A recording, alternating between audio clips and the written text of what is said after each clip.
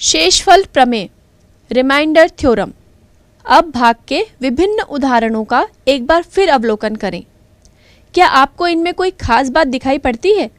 हम कह सकते हैं कि यदि किसी बहुपद f ऑफ x को x ऋण a से भाग दिया जाए तो शेषफल f ऑफ a होता है। यही शेषफल प्रमेय है। f ऑफ a का अर्थ है f ऑफ x का मान जब x बराबर a हो। शेषफल प्रमेय, यदि किसी बहुपद f ऑफ x को x माइनस a से भाग दिया जाए तो शेषफल f ऑफ a होता है। चलिए इस प्रमेय को हम सिद्ध करते हैं।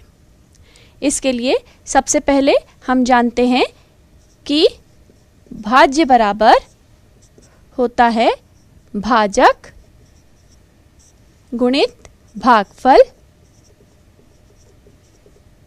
धन शेषफल।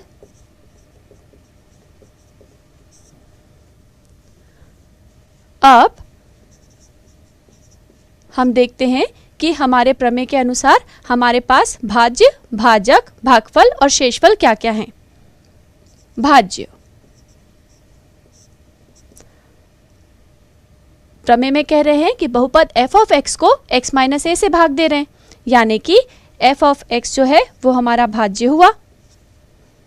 भाजक,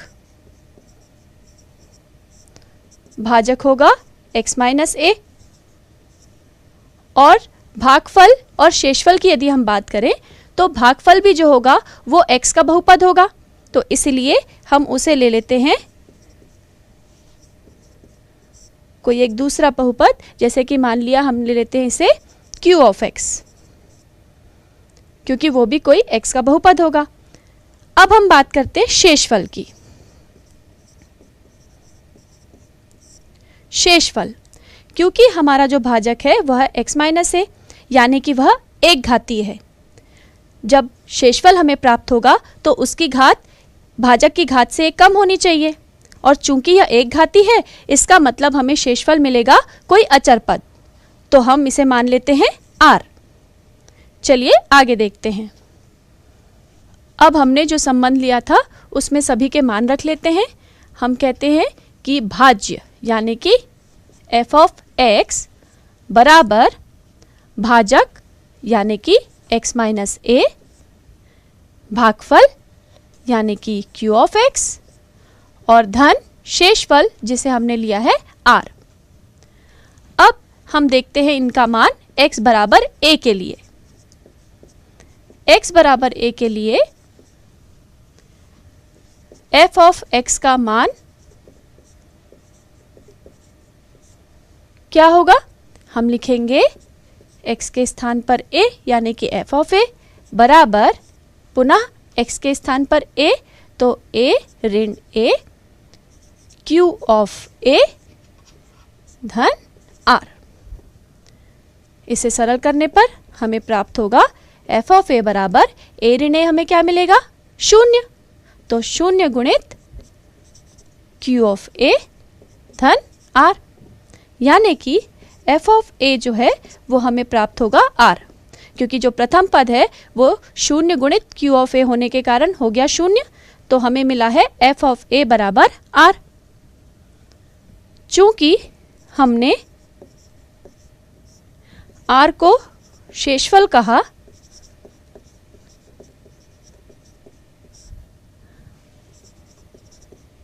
कहा है, इसलिए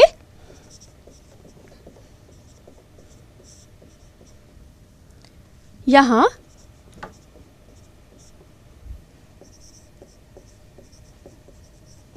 शेषफल बराबर हुआ f ऑफ a।